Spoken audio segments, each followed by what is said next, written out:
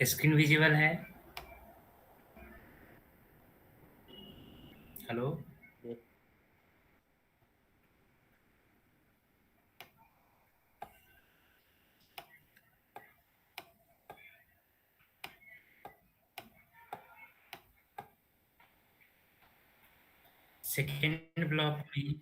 Second block का जो concept है, पहला है क्लाइंट सर्वर मॉडल। इसमें प्रोग्रामिंग पढ़ना है, मतलब जो प्रोग्राम बनाते हो उस प्रोग्राम का बेसिक कॉन्सेप्ट आपको इम्प्लीमेंट करना होता है, तो उससे रिलेटेड थ्योरी है। Client server model. Most of the network application use the client server architecture. The client refers to the process by which they will communicate with each other to exchange some information.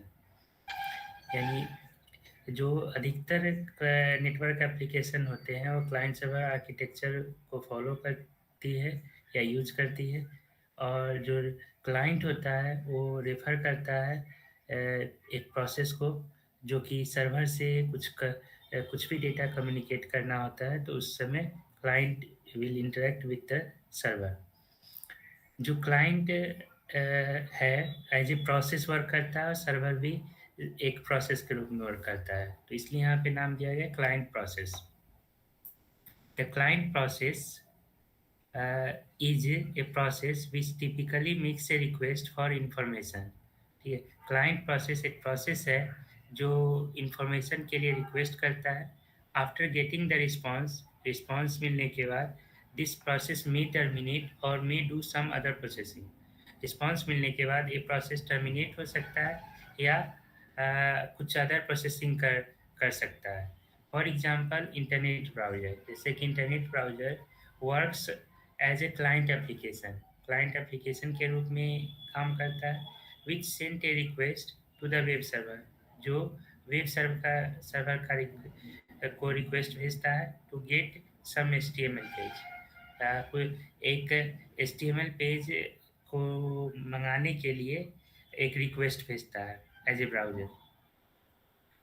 फिर server process, this is the process which takes a request from the client.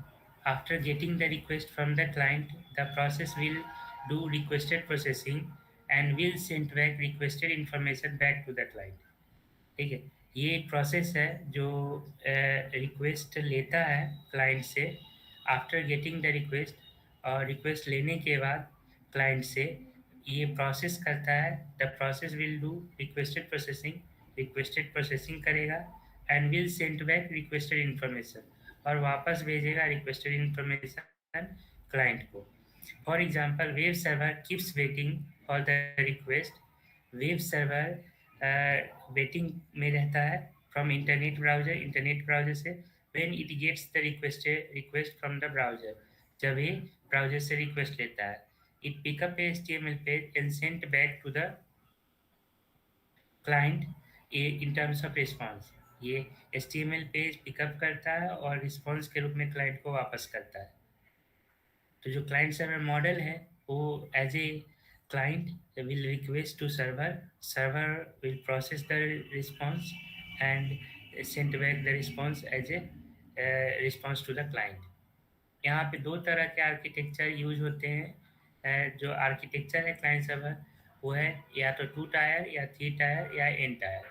2 tyre, 2 tier architecture में client directly interact करता है server से। Means client program directly interact करेगा server से। जैसे कि कल हमने देखा था लैब में, तो हम ही अपने ही मशीन पे, मेरे ही मशीन पे क्लाइंट का भी प्रोग्राम चल रहा था और मेरे ही मशीन पे सर्वर का भी प्रोग्राम चल रहा था। मीन्स अभी हम जो भी प्रोग्राम बनाएंगे वो एज ए 2 टायर आर्किटेक्चर काम करेगा। अगला होता है 3 tier architecture. In this architecture one or more server sits in between client and server. एक क्लाइंट और सर्वर प्रोग्राम के बीच में एक या एक से अधिक सर्वर रहता है, और उस सर्वर को मिडिलवेयर सर्वर सॉफ्टवेयर बोलते हैं, जो कि अपाचे टॉमकेट के रूप में हम कंसीडर कर सकते हैं मिडिलवेयर सॉफ्टवेयर को।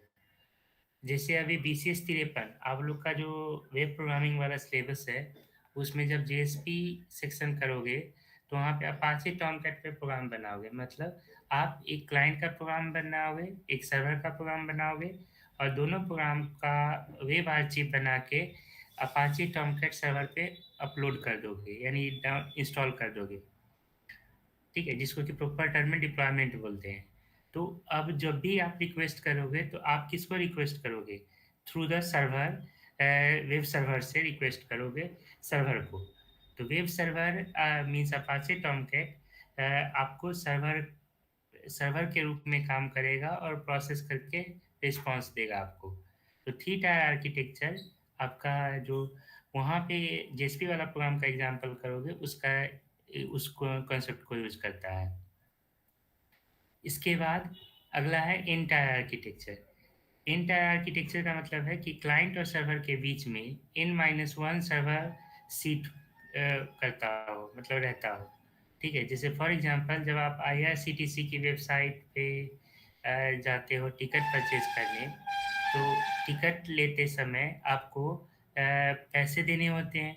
पैसे देने के लिए आप बैंक के साइट से लॉगिन करते हो। जब लॉगिन करते हो तो पैसा अगर टिकट कट गया है तो वो टिकट आपके मोबाइल नंबर पे भी आता है और एज वेल एज ईमेल पे भी आता है। तो टिकट परचेज करते समय कितने सर्वर इंटरेक्ट हुए? एक इंडियन रेलवे का सर्वर, दूसरा बैंक का सर्वर, तीसरा ईमेल का सर्वर, चौथा मोबाइल का सर्वर। ठीक है, तो इतने लोग इंटरेक्ट होते हैं क्लाइंट और सर्वर के बीच में, तो इसलिए वहाँ पे एंटायर आर्किटेक्चर इम्प्लीमेंट होता है। इसके बाद है कैरेक्टरिस्टिक्स ऑफ क्लाइंट प्रोग्राम। समझ में आया? अगला है कैरेक्टरिस्टिक्स ऑफ क्लाइंट प्रोग्राम। जो क्लाइंट का प्रोग्राम बनाओगे तो इसकी कुछ प्रॉपर्टीज को समझना होगा। ठीक है, इसकी प्रॉपर्टीज ये होती है कि it is invoked directly by the user. ये यूजर के द्वारा डायरेक्टली इन्वोक किया जाता है और only for a one session, और एक ही सेशन के लिए एक्सिक्यूट करता है। मतलब एक क्लाइंट एक ही रिक्वेस्ट भेजेगा। अगर उसको दूसरा रिक्वेस्ट करना है तो उसको दूसरा प्रोसेस इनिशिएट करना होता है। दूसरा, the client program actively initiates connection contact with the server. Client program को जब भी सर्वर से कुछ कम्युनिकेशन लेना होता है तो एक्टिवली इनिशिएट होता है। ठीक है, यहाँ दो मोड है, एक एक्टिव और एक पैसिव। पैसिव का मतलब जैसे हम आप जब सोए होते हैं तो पैसिव स्टेट में होते हैं, और जब जगे होते हैं तो एक्टिव स्टेट में होते हैं। ठीक है, तो इसी तरीके से क्लाइंट प्रोग्राम जब भी रिक्वेस्ट करेगा सर्वर को तो वो एक्टिव स्टेट में रिक्वेस्ट करेगा, मतलब जगा हुआ होगा।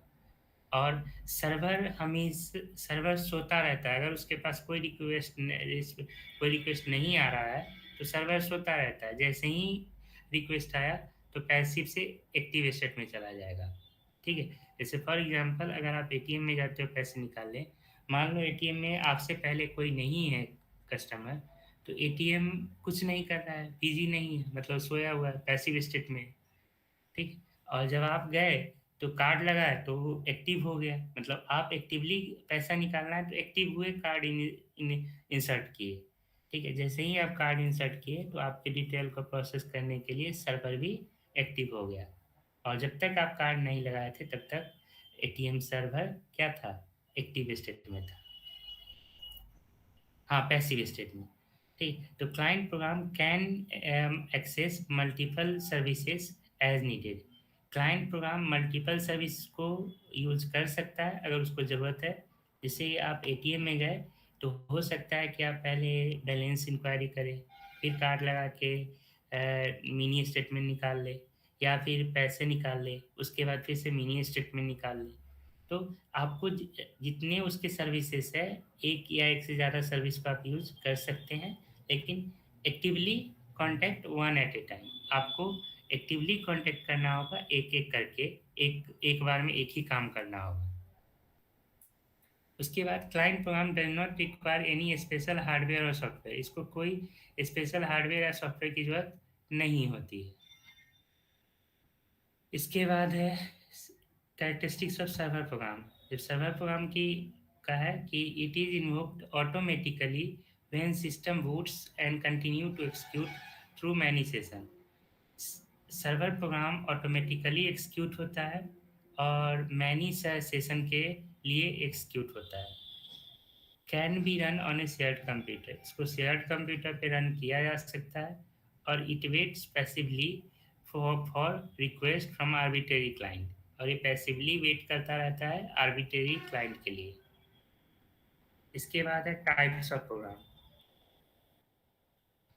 टाइप्स ऑफ प्रोग्राम में पहला है iterative and concurrent. When server knows that client is going to take short amount of time, server program handle the client request one by one in linear manner. Such program are known as iterative or sequential program. Sequential server program.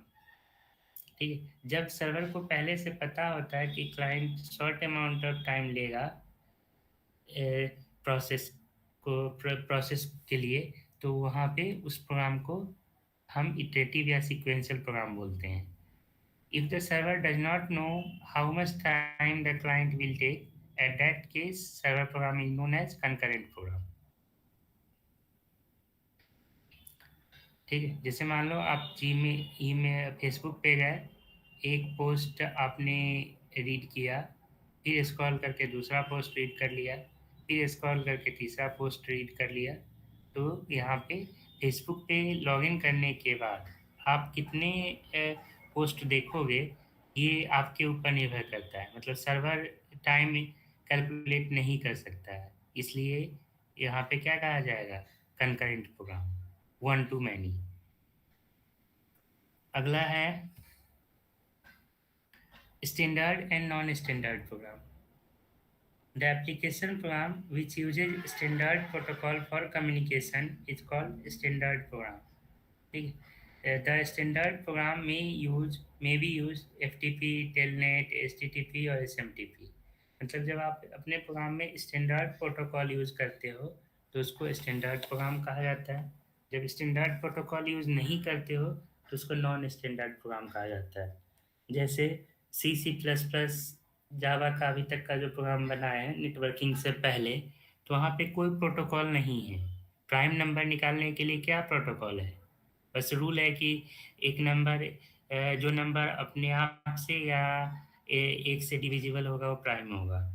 ठीक है, तो ये तो properties है, इसके लिए कोई protocol rules for communication थोड़ी डेवलप किया गया है। ठीक है, तो जब कोई स्टैंडर्ड प्रोटोकॉल को नहीं यूज़ करते अपने प्रोग्राम में तो वो नॉन स्टैंडर्ड प्रोग्राम होता है, और स्टैंडर्ड प्रोटोकॉल को यूज़ करते हैं तो स्टैंडर्ड प्रोग्राम होता है। इसके बाद है stateful and stateless program. State information, state means होता है data, state information that is maintained by a server about its state of ongoing interaction with the client program. If a server program is maintaining the state of ongoing communication, it is called a stateful server program. For example, FTP is a stateful server, whereas HTTP is a stateless server. ठीक है, stateful and stateless एक ऐसा programme जहाँ पे कि आपका information save करके रखा जाए वो स्टेटफुल प्रोग्राम होगा, और जहाँ पे नहीं रखा जाता है सर्वर के द्वारा वो स्टेटलेस प्रोग्राम होता है। जैसे कि अगर आप एफ को इम्प्लीमेंट कर रहे हो या TCP को इम्प्लीमेंट कर रहे हैं तो वो स्टेटफुल प्रोग्राम है, और अगर आप HTTP को इम्प्लीमेंट कर रहे हैं तो वो आपका HTTP को इम्प्लीमेंट कर रहे हैं तो वो आपका स्टेटलेस प्रोग्राम है।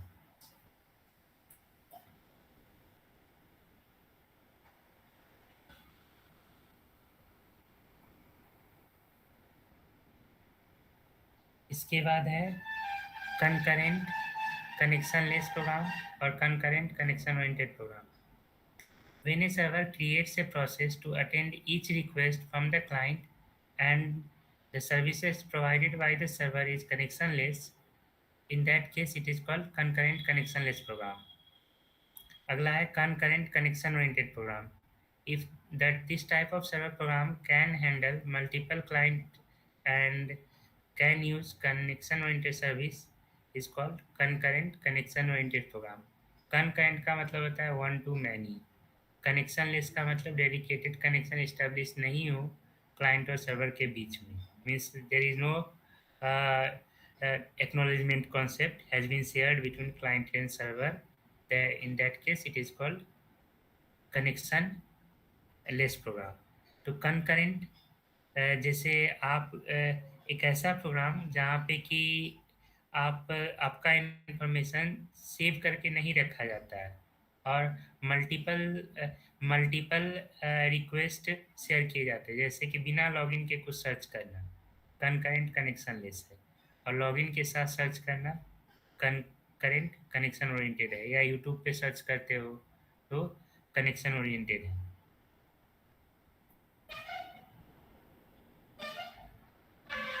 अगला है इटरेटिव कनेक्शन लेस प्रोग्राम और iterative connection oriented program. One to one अगर सर्च हो कनेक्शन लेस इन्वायरमेंट में, मतलब बिना डेटा सेव किए हुए, बिना डेटा सेव किए हुए अगर आप वन टू वन कनेक्ट होते हैं तो इसको हम लोग कंकरेंट कनेक्शन ओरिएंटेड प्रोग्राम बोलते हैं।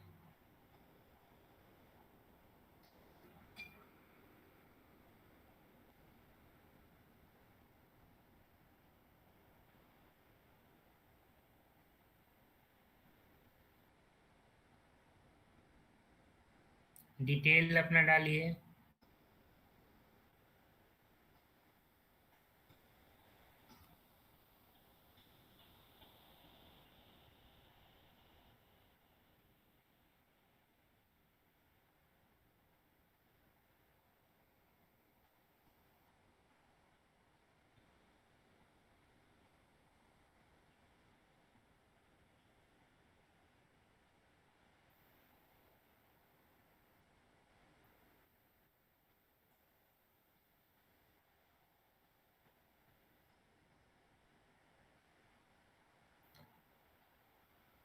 डालिए डिटेल डालिए, सेव कर ले, फिर शुरू करें।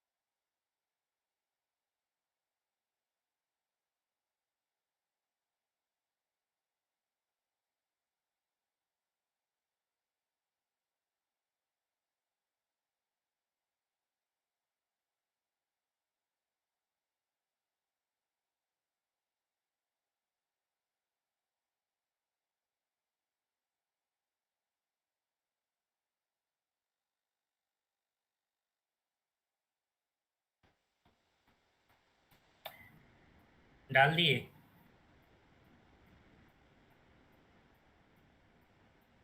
Hello.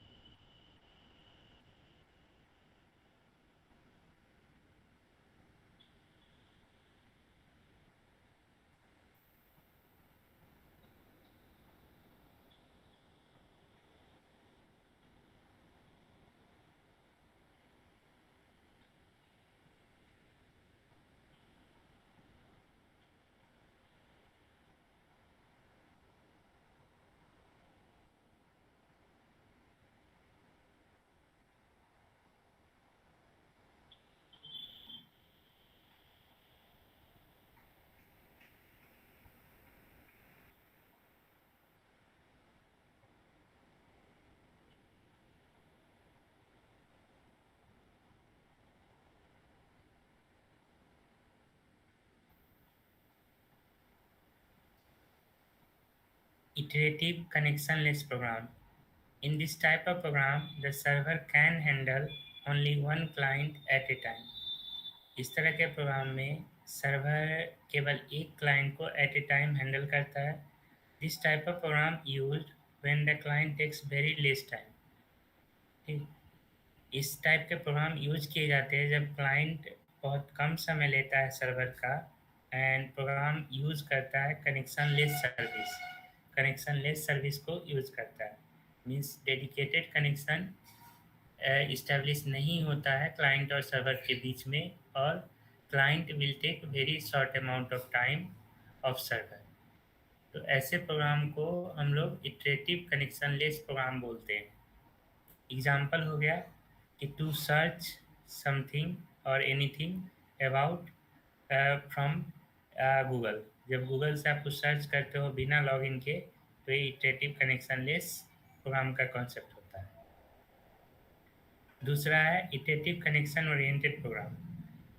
In this case, in this type of server program, only a single client is handled by the server and server uses the connection oriented services. For example, reading an inbox mail after login from a particular mail server. जब आप email server से कोई email पढ़ते हो inbox का तो वो example होगा इटरेटिव का. क्यों iterative? Because at a time आप कोई एक ही ईमेल पढ़ सकते हो. कनेक्शन ओरिएंटेड क्यों?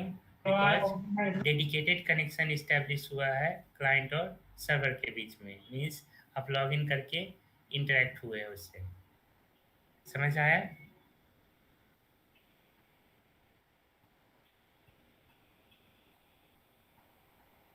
इसके बाद है socket concept. Socket is the combination of IP address and port number. Socket को टेक्निकली कहा जाता है कि वो IP address plus port number का कम्बिनेशन होता है. Socket allows communication between two different process on the same और डिफरेंट मशीन. सॉकेट अलाउ करता है कम्युनिकेशन दो डिफरेंट प्रोसेस के बीच में या सेम प्रोसेस के बीच में. when a process wants to communicate with other process in that it first has to create a socket. जब एक प्रोसेस को कम्युनिकेट करना होता है दूसरे प्रोसेस से तो ये इसको पहले सॉकेट क्रिएट करना होता है. For creating the socket the process request the operating system. Socket create करने के लिए प्रोसेस ऑपरेटिंग सिस्टम को रिक्वेस्ट करता है and operating system provides the socket and also a socket number. Operating system socket provide करता है और साथ में सॉकेट नंबर प्रोवाइड करता है and this socket number is stored in a file called socket descriptor. और वो सॉकेट नंबर जो कि ऑपरेटिंग सिस्टम रिटर्न करता है एक फाइल में सेव करके रखा जाता है जिसको कि सॉकेट डिस्क्रिप्टर बोला जाता है. मीन्स जब आप कोई प्रोग्राम चलाते हो क्लाइंट प्रोग्राम चलाते हो और एक सर्वर प्रोग्राम चलाते हो तो क्लाइंट प्रोग्राम के लिए क्लाइंट प्रोग्राम रिक्वेस्ट करता है सॉकेट का. ऑपरेटिंग सिस्टम सॉकेट क्रिएट करता है और वो कम्युनिकेशन प्रोटोकॉल के थ्रू नेटवर्क में इंटरनेट की हेल्प चाहिए होता है और with the internet again communication protocol use होगा मीन्स टीसीपी या यूडीपी और वहाँ पे एक सॉकेट क्रिएट किया जाएगा. Means IP address plus port number होगा डेस्टिनेशन का जिससे कि टीसीपी और यूडीपी कम्युनिकेट करेगा और ऑपरेटिंग सिस्टम जो सॉकेट क्रिएट किया है उस पर कोई भी दूसरा एप्लीकेशन या सर्वर एप्लीकेशन रन करेगा. अब सॉकेट को अगर टेक्निकली समझना है तो इन जनरल कहा जाता है कि सॉकेट का मतलब होगा कि combination of IP address plus port number. लेकिन इसको हम लोग डिटेल में समझते हैं कि IP address plus port number कैसे वो होल्ड करके रखता है और इसके लिए ज़रूरत है कि टाइप ऑफ सॉकेट को पढ़ा जाए. तो सॉकेट के जो स्ट्रक्चर का पार्ट है वो है आपका local address, remote address, family, type, protocol. Local address, this field stores the address of local machine. It is a pointer to a buffer of type struct sockaddr_in. This contains the local address to which socket is to be bound. Means जो local machine का यानी client machine का IP है उसको hold करने के लिए हम लोग लोकल एड्रेस नाम का वेरिएबल बनाएंगे। इसी तरीके से अगला होता है remote address. It is the pointer to a buffer of structure sockadr underscore in this contains the local this contains the remote address of the machine to which socket is to be bound, जिससे socket bound होता है। अगला है family. Family defines the group of protocol needed for communication. ठीक है, family बताता है group of protocol को जो कि कम्युनिकेशन के लिए नीडेड होता है, जैसे कि यूनिक्स डोमेन प्रोटोकॉल यूज़ कर सकते हैं, जीरोक्स एनएस प्रोटोकॉल यूज़ कर सकते हैं, आईएमपी लिंक प्रोटोकॉल यूज़ कर सकते हैं या टीसीपी आईपी यूज कर सकते हैं। There are different type of families as follows. जैसे फैमिली है आपका AF underscore inet means address family for inter networking, और यहाँ पे TCP IP है। तो हम लोग इस फैमिली को यूज करेंगे। हमारे सिलेबस में ये वाला पार्ट है, हमारे सिलेबस में ये पार्ट है, इसलिए हम लोग इसको यूज करेंगे। AF अंडरस्कोर NS ये जीरोक्स NS प्रोटोकॉल है। अगर जैसे TCP IP अभी पढ़ रहा है, अगर जीरोक्स NS पढ़ना होता तो इसको यूज करते हैं। IMP लिंक प्रोटोकॉल पढ़ना होता तो इसको यूज करते हैं। यूनिक्स डोमेन प्रोटोकॉल पढ़ना होता तो AF अंडरस्कोर यूनिक्स लिखते हैं। हम लोग को पढ़ना है TCP IP, और TCP IP को फैमिली में क्या किस फैमिली में रखा गया है, AF अंडरस्कोर आईनेट फैमिली में। इसके बाद अगला मेंबर है type. Type specify the type of socket we are going to use in the program. ठीक है, टाइप बताता है कि आप कौन से टाइप का सॉकेट यूज करने जा रहे हो अपने प्रोग्राम में। There are different type of socket as follows. पहला है stream socket. This socket is used with connection oriented protocol. ये कनेक्शन ओरिएंटेड प्रोटोकॉल के साथ यूज किया जाता है, और ये बाई डायरेक्शनल होता है, मतलब दोनों डायरेक्शन में एक साथ कम्युनिकेट हो सकता है। दूसरा रिलायबल है, कनेक्शन ओरिएंटेड सर्विस है इसलिए रिलायबल है। तीसरा सीक्वेंस्ड है, और unduplicated flow of data, unduplicated flow of data, और ये प्रोवाइड करता है डुप्लीकेट फ्लो ऑफ डेटा यहाँ नहीं होता, अनडुप्लीकेटेड फ्लो ऑफ डेटा होता है। और ये इट यूजेस TCP प्रोटोकॉल, ये TCP को यूज करता है जो कि कनेक्शन ओरिएंटेड प्रोटोकॉल है। और the stream socket is represented by a constant term AF underscore inet. Means जब भी हम अपने प्रोग्राम में इसको यूज करेंगे तो कॉन्सेप्ट लिखेंगे सॉक अंडरस्कोर स्ट्रीम। समझ आया?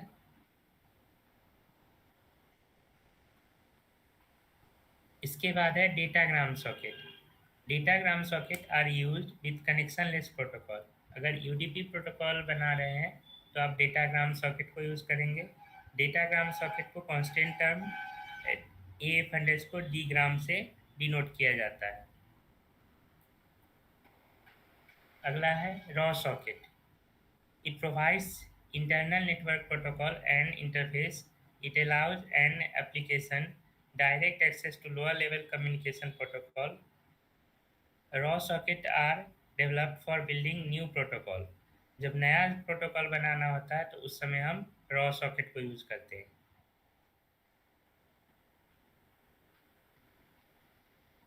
इसके बाद है सीक्वेंस्ड पैकेट और sequenced packet socket. It provides sequenced, reliable, and unduplicated flow of data. A sequenced packet socket is similar to a stream socket with the exception that record boundaries are preserved. ठीक है, इसमें क्या है, ये similar है stream socket के, बस यहाँ अंतर इतना है कि यहाँ पे रिकॉर्ड बाउंड्री को प्रिजर्व करके रखा जाता है।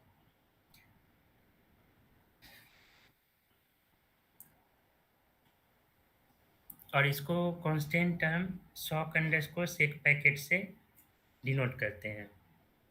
रिकॉर्ड बाउंड्री को प्रिजर्व करने का मतलब जैसे मोबाइल अगर हॉटस्पॉट यूज़ करते हो तो वहाँ देखते हो कि आपका डेटा 1.5 GB का प्लान है तो 1.5 GB तक ही डेटा यूज़ कर सकते हो। ठीक है। अगर लेकिन वही अगर वाईफाई है, अनलिमिटेड प्लान है, तो आपको जितना मर्जी उतना आप उसको यूज कर सकते हो। इसके बाद है रिलायबली डिलीवर्ड मैसेज सॉकेट।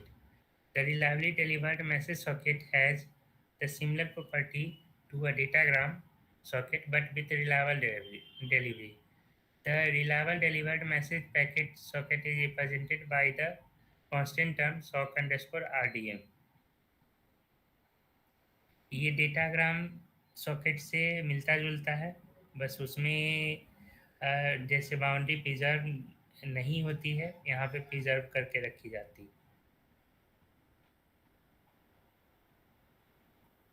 इसके बाद अभी तक हमने तीन देखा, लोकल, रिमोट और लोकल, रिमोट और टाइप। अब अगला है protocol. The protocol specify a particular protocol to be use with the socket. Means socket के साथ कौन सा प्रोटोकॉल यूज करने जा रहे हैं ये बताता है। This field generally contains the value zero. ये जनरली क्या रखता है? जीरो रखता है। In that case the operating system provides a suitable protocol. और उस केस में सुटेबल जो प्रोटोकॉल होगा वो ऑपरेटिंग सिस्टम डिसाइड करेगा।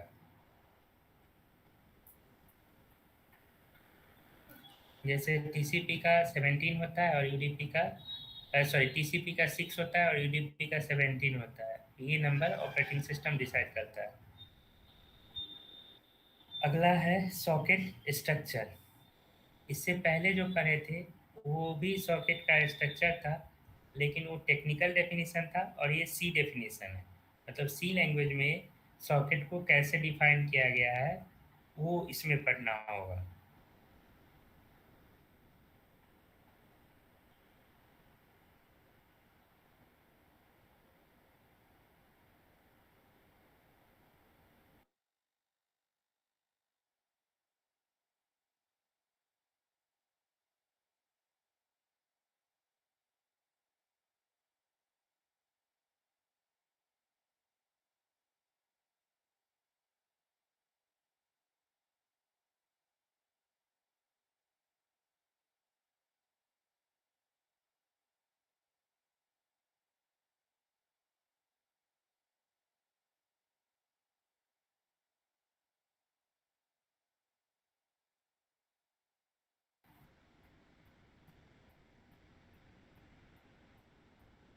The first socket structure is sock add that holds the socket information.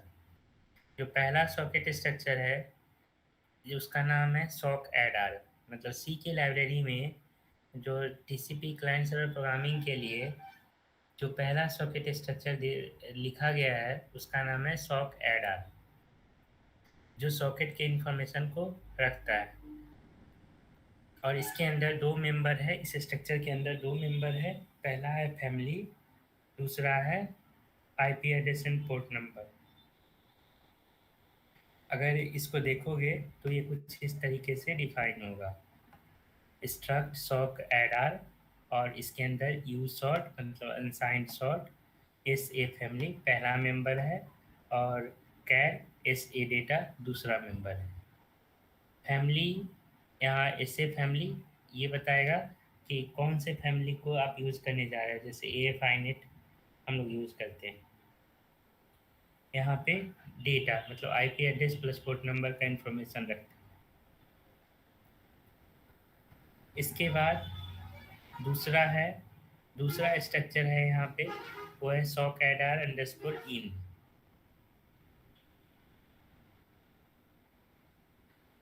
Another structures of socket which is mostly commonly used nowadays is socket r underscore in. This structure contains four member family, port, address, protocol, a specific address, and 8-bit fields which is not generally used.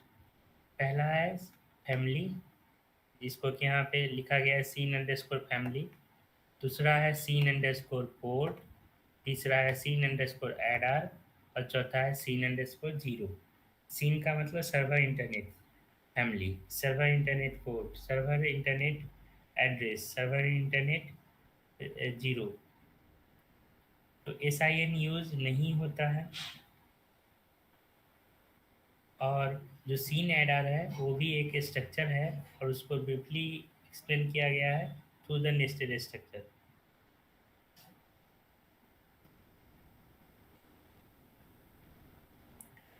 अब हम लोग बनाते कैसे हैं, जैसे अपने programme देखा जाए तो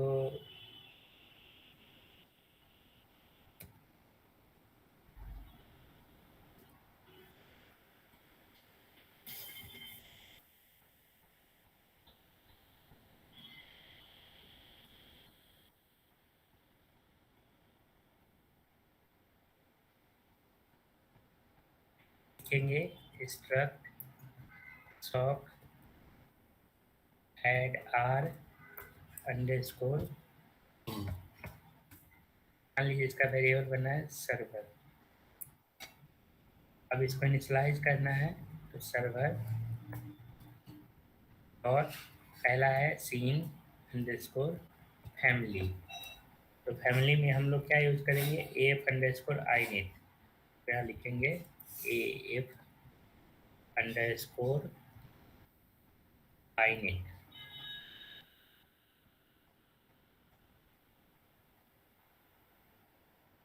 F underscore I net.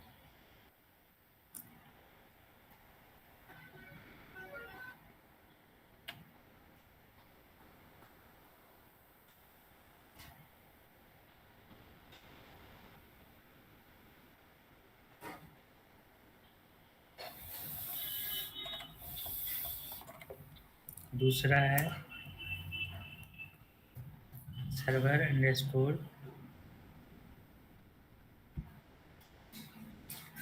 Port. तो यहाँ पे server dot sin underscore port. Port पे कुछ भी दे सकते हैं, जैसे मान लो 7999। और ये लिखते हैं, इसको हम लोग ऐसे लिख देंगे। इसके बाद अगला है तीसरा वेरिएबल है server underscore sin ad r. और ये एक नेस्टेड स्ट्रक्चर है तो इसके है इस ऐड आर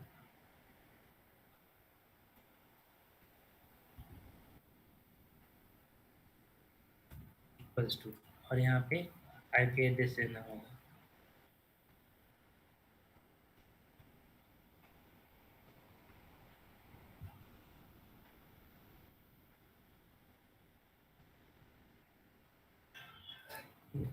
ये देंगे। इसके बाद नहीं नहीं, ऐसे ऐड आ रहा है, इस ए ऐड ऐड आ रहा है।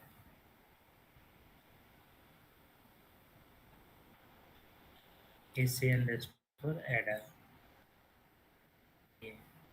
तो इस तरीके से हम, ये सॉकेट पहले से बना हुआ है, हमें इसको अपने प्रोग्राम में यूज़ करना है। तो इसके लिए सबसे पहले हम इसका वेरिएबल बनाएंगे।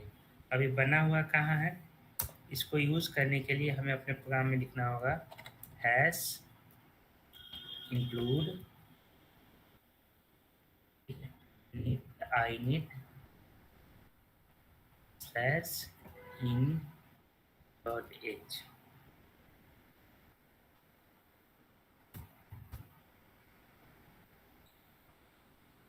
अपने प्रोग्राम में इसको लिखना होगा।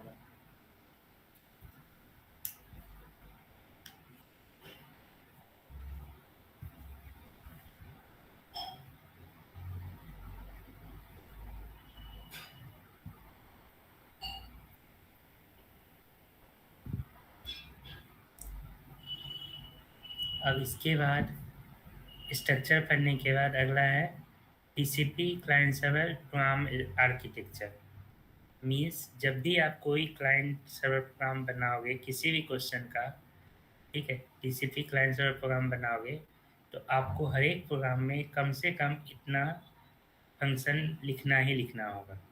जहाँ पे टीसीपी सर्वर प्रोग्राम सबसे पहले सॉकेट फंक्शन लिखा जाएगा, फिर बाइंड लिखा जाएगा, फिर लिसन लिखा जाएगा, फिर एक्सेप्ट लिखा जाएगा, फिर रीड लिखा जाएगा, फिर राइट लिखा जाएगा और फिर फाइनली क्लोज होगा। इसी तरीके से टीसीपी के क्लाइंट का प्रोग्राम बनाएंगे तो सबसे पहले सॉकेट, फिर कनेक्ट, फिर राइट, फिर रीड और फिर क्लोज। ठीक है, इस तरीके से 5 फंक्शन इधर लिखे जाएंगे और इधर 3 4 7, इधर 7 फंक्शन लिखे जाएंगे। और इसी तरीके से यूडीपी का अगर प्रोग्राम बनाएंगे तो यूडीपी के केस में भी सबसे पहले सॉकेट, फिर बाइंड, फिर रिक्वेस्ट फ्रॉम, फिर सेंड टू, उसके बाद क्लोज। यूडीपी के केस में, यूडीपी क्लाइंट के केस में सॉकेट, फिर सेंड टू, फिर रिक्वेस्ट फ्रॉम और उसके बाद क्लोज। तो प्रोग्राम बनाने के लिए हमें इसका फंक्शन लिखने आना चाहिए।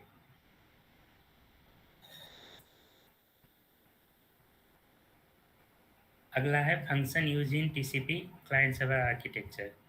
पहला है सॉकेट। सॉकेट फंक्शन लिखना है। The socket function is use to create a socket. If the socket is successfully created, it returns small integer value, and if the socket is not created successfully, then it returns -1, that is negative number. It takes 3 parameter: family, type, protocol. पहला है, कैसे लिखेंगे? Socket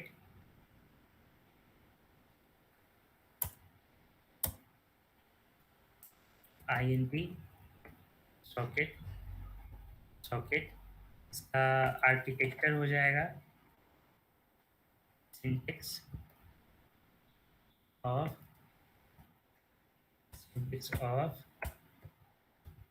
socket function. इसके अंदर पहला लिखेंगे family, दूसरा लिखेंगे टाइप, तीसरा लिखेंगे protocol. Example, INT sock FD, socket file descriptor, या फिर socket FD equals to socket. अब फैमिली कैसे लिखते हैं? AF underscore I। फिर टाइप में क्या लिखते हैं? Sock, sock underscore stream. और प्रोटोकॉल में क्या लिखते हैं? 0।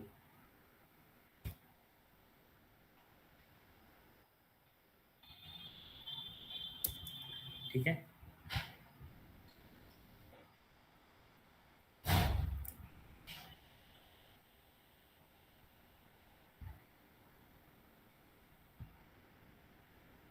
और इन सब फंक्शन को यूज करने के लिए हमें अपने प्रोग्राम में क्या लिखना होगा?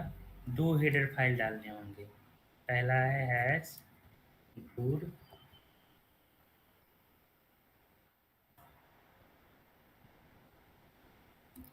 c/types.h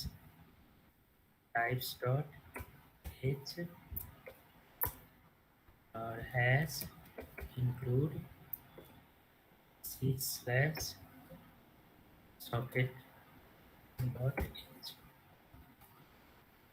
2 हेडर फाइल हमें अपने प्रोग्राम में लिखने होंगे। ठीक है, ताकि हम इन फंक्शन को यूज कर सकें। सॉकेट के बाद अगला फंक्शन क्या है? Bind.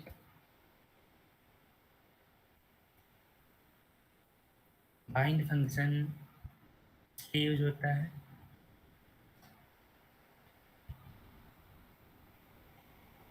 the bind function assign the local protocol address to a socket.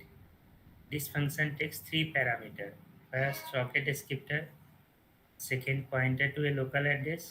और third, address length. ठीक है। बाइंड फंक्शन मेनली बाइंड करता है लोकल प्रोटोकॉल एड्रेस को।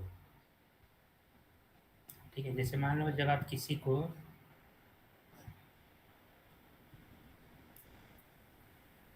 जब आपको कोई कॉल कर रहा है फ़ोन पे, ठीक है, तो आप किसी से बात कर रहे हो और उसी समय कोई आपको दूसरा आदमी फ़ोन कर देता है, तो अगर आपका कॉल वेटिंग ऑन है, इसका मतलब उसका फ़ोन आपको दिख जाएगा आपकी कॉल के ड्यूरिंग, और कॉल वेटिंग ऑफ है तब नहीं दिखता है। ठीक है, मीन्स क्या है कि आप बात कर रहे हैं और उसी समय कोई फ़ोन कर दिया, तो उस कॉल को भी आपके साथ बाइंड कर देता है।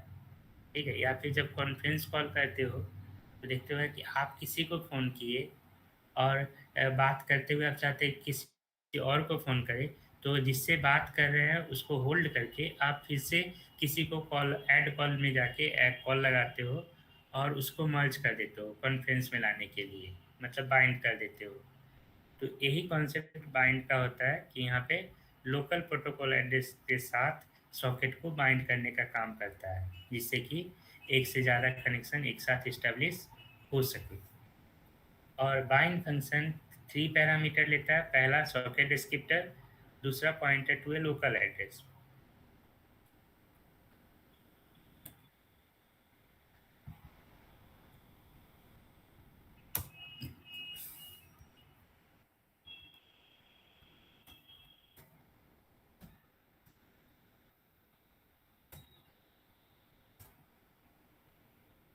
Bind INDB equals to bind. Bind function के अंदर 3 पैरामीटर लेते हैं। पहला सॉकेट डिस्क्रिप्टर, तो सॉकेट डिस्क्रिप्टर हो गया हमारा सॉकेट FD। दूसरा है pointer to a local address. इसको कैसे लिखते हैं? इसको लिखते हैं struct sock ad r star, और इसके बाद किससे बाइंड करेंगे? जिस इसका प्रोग्राम लिखा जा रहा है। प्रोग्राम किसका लिखा जा रहा है? सर्वर का। तो यहाँ पे सर्वर कॉमा, इसके बाद लेंथ लिखना है। तो लेंथ कैसे निकालते हैं? साइज ऑफ से। किसका निकालेंगे? लोकल एड्रेस का। लोकल एड्रेस किसके पास होगा? सर्वर वेरिएबल के पास। और फिर फंक्शन को क्लोज कर देते हैं। समझ आया?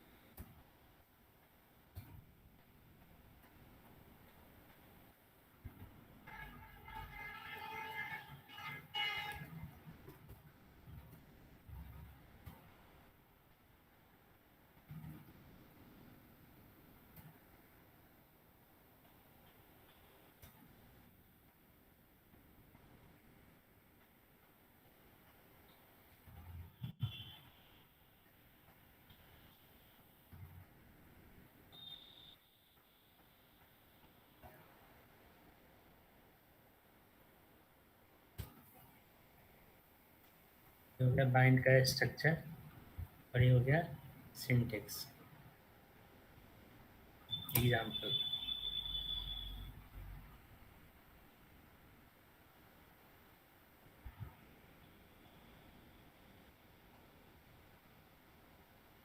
अगला है listen. Listen function perform 2 action. First, it converts an unconnected socket to a passive socket, which indicates that kernel should accept the incoming connection request directed to this socket. Second, it also specifies the maximum number of connections the kernel should queue for socket. It takes 2 parameters. First, socket descriptor. Second, maximum connection.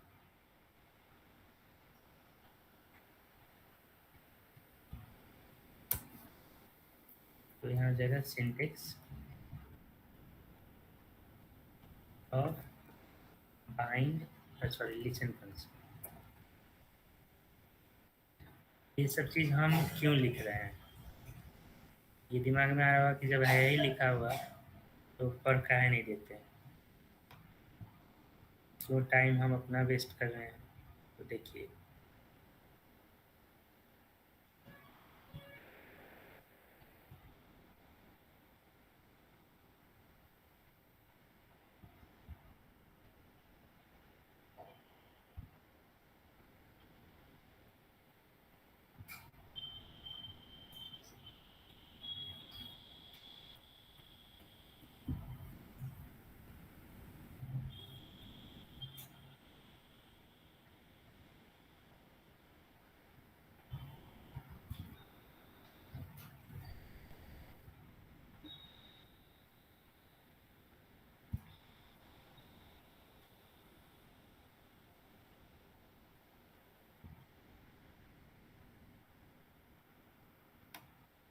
आप किसी भी year का उठा के देख लो,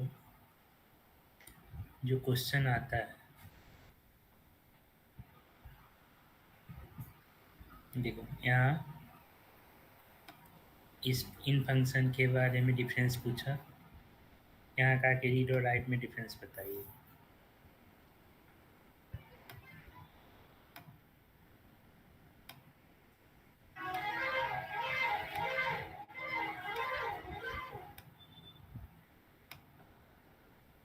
क्या है यहाँ लिखा हुआ?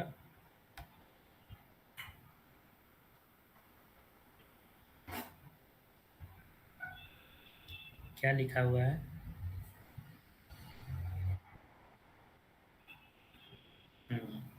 ठीक है, तो समझ में आया कि हम नहीं पढ़ते हैं, हम सिर्फ पढ़ के नहीं निकल गए। क्यों? बिकॉज आपको लिखना सिखाना है ताकि आप एग्ज़ाम में लिख पाओ। बात समझ में आया?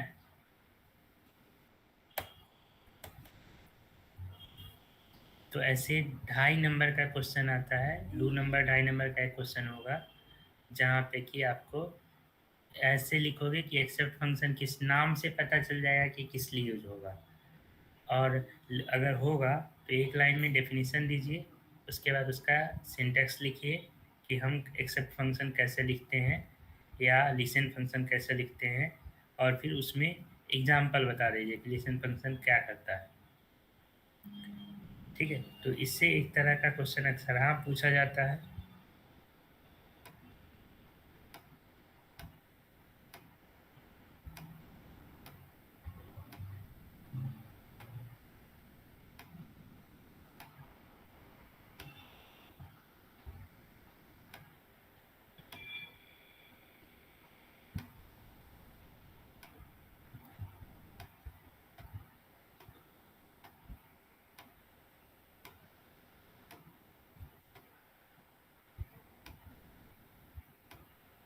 देखिए यहाँ 2 नंबर में पूछ दिया,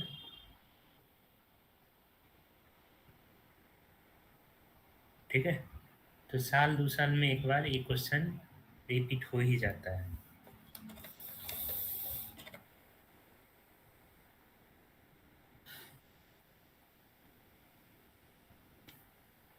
तो इसका 2 बेनिफिट है, एक तो थ्योरी में पूछेगा और दूसरा प्रैक्टिकल में भी इसके बिना एक भी क्वेश्चन नहीं लिखा जाएगा या बनेगा।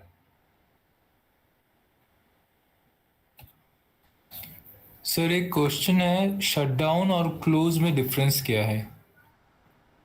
पढ़ेंगे तो बता देंगे, अभी नहीं पढ़े हैं। ठीक है, तो यहाँ आया listen. Listen function perform two action. First, it converts an unconnected socket to a passive socket, which indicates that kernel should accept the incoming connection request directed to this socket. ठीक है, इसका मतलब हुआ कि पहले ये अनकनेक्टेड सॉकेट को passive socket में कन्वर्ट करता है। ठीक है, पैसिव सॉकेट का मतलब कि एक एक्टिव सॉकेट होता है और दूसरा पैसिव सॉकेट होता है। मतलब कि जगह सोया हुआ है, ठीक है, लेकिन अनकनेक्टेड है, तो अनकनेक्टेड को पैसिव सॉकेट में कन्वर्ट करने का करता है, ताकि जब किसी का मान लो आपको कोई फ़ोन आया, तो जब कोई फ़ोन करता है, पहले उसके फ़ोन से आपका कॉल कनेक्ट होता है, और जैसे ही कनेक्ट होगा, रिंग बजना शुरू होगा, तो वहाँ पे उससे पहले हाँ, जिसको फ़ोन कर रहा है उसका भी फ़ोन भी सोया हुआ है, ठीक है? तो पैसिव सॉकेट को अनकनेक्ट पैसिव सॉकेट है, मतलब वहाँ पे उसके सॉकेट का, उस फ़ोन डिवाइस का, जिसको फ़ोन किया जा रहा है, उसका फ़ोन डिवाइस में कोई काम नहीं हो रहा है, वो अनकनेक्टेड है।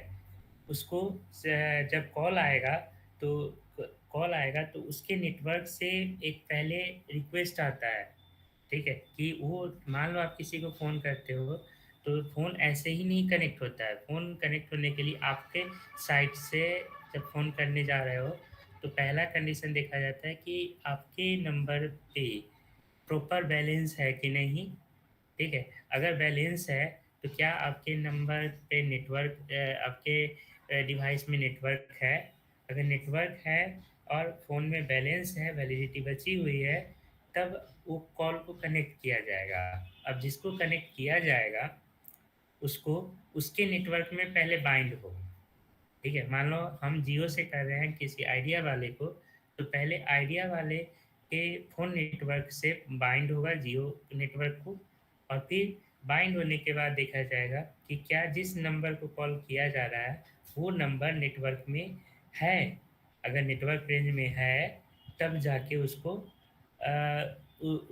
बाइंड किया जाएगा, ठीक है? अगर नेटवर्क में नहीं है, तो वो तो बाइंड ही नहीं होगा, ठीक है? मतलब उस पे कॉल आ ही नहीं सकता है। तो यहाँ पे अनकनेक्टेड को पैसिव में कन्वर्ट करने का काम हुआ, मतलब उसके यहाँ जाके नेटवर्क सर्च किया गया, उसके फ़ोन डिवाइस में नेटवर्क है, ठीक है? तो कॉल आ सकती है, और जो अगर कॉल आई, तो उसको लिसन करना होगा,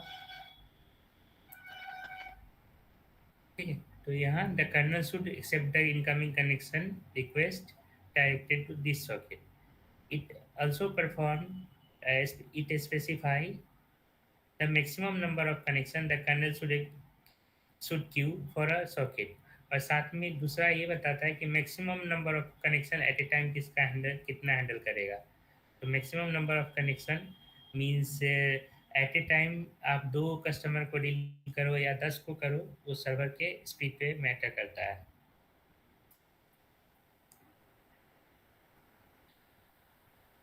कैसे लिखते हैं?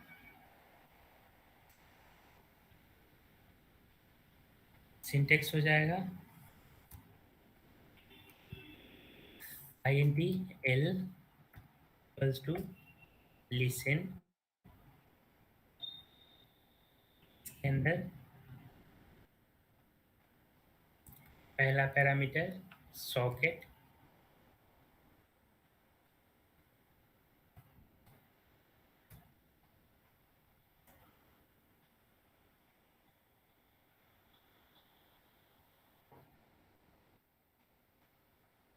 सॉकेट डिस्क्रिप्टर, और दूसरा मैक्स कनेक्शन।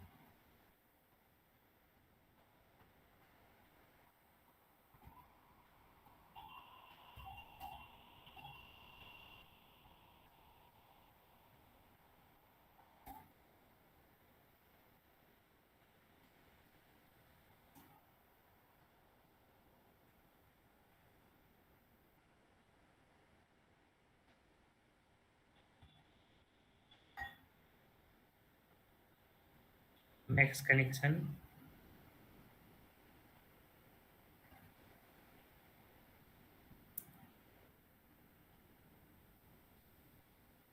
समझ आया? Yes sir.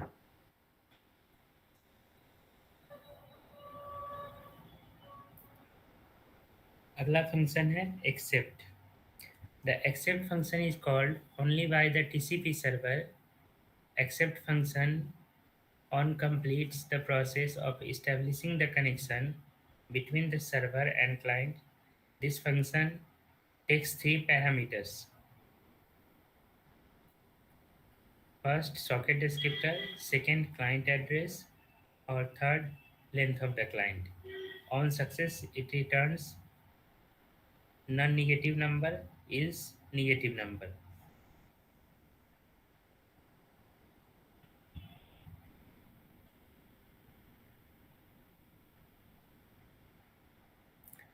सिंटेक्स हो जाएगा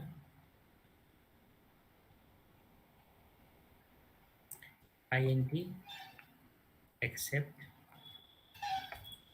first socket descriptor second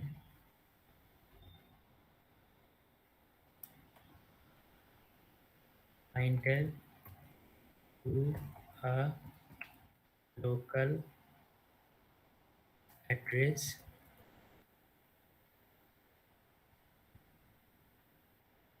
remote